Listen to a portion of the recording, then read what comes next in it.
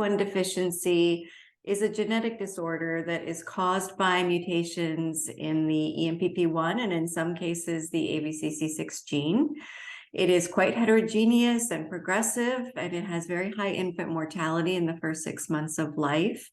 And for individuals who present in utero or in infancy, they are typically diagnosed with the phenotype that is called generalized arterial calcification of infancy, or GACI.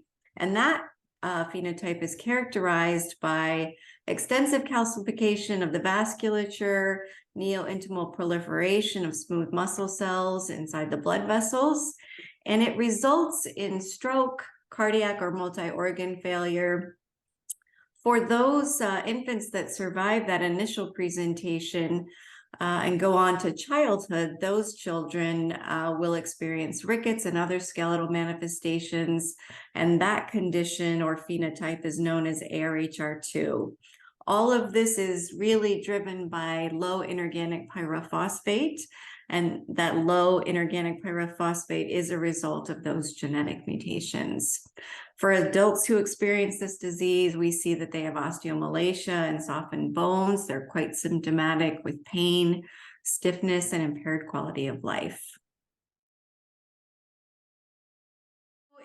In the infants that are diagnosed with the disease, usually it's picked up either in utero because they see echo brightness on their ultrasounds. They can see polyhydramnios, they can see pericardial effusions. So sometimes they'll see it in utero, and the family will get that diagnosis in utero. For newborns with GACI, they're diagnosed generally shortly after birth, and it's because they've presented with this cardiovascular picture. Many times they're quite ill, and that prompts a genetic, inquiry into what could be causing all of these signs and symptoms. And it is really the confirmation of those genetic mutations that confirms the disease. We do sometimes see that folks don't get a diagnosis until adulthood.